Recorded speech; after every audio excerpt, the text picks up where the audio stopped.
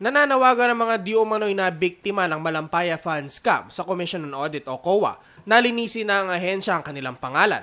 Matatanda ang Nobyembre nitong nakaraang taon na buking ang di umano'y anomalya ng Malampaya Fund sa Palawan. Isang liham kasi mula sa COA ang natanggap ng ilang mangingisda sa Masantol, Pampanga. Nakasaad sa liham na may petsang July 13, 2012 ang pagsangguni ng Special Audit Office patungkol sa pagiging benepisyaryo umano ni Salarda sa Agricultural Input Package mula sa Malampaya Fund sa Palawan.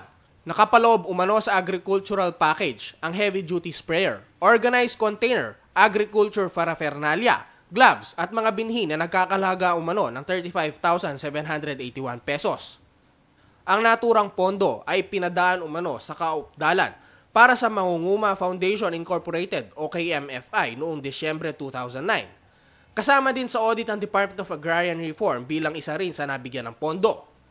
Tinatayang nasa 138 residente ng Masantol ang nasa listahan.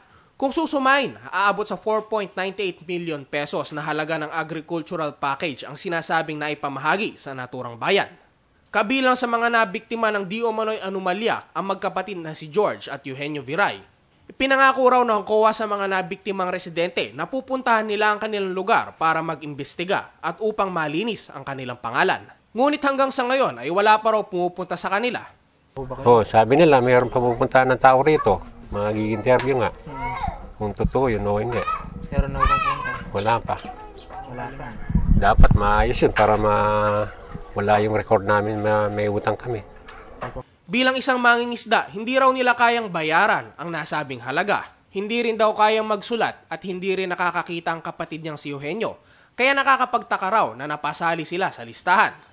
Na-shock na lang kami, may kautang kami ng gano'n, hindi namin alam. Paano babayaran, hindi namin tinanggap. Sinubukan kuhanan ng pahayag ang COA ukol sa naturang usapin, ngunit hindi sumasagot sa tawag. Ako po si Joshua Lansangan, alerto, alisto sa pagbabalita.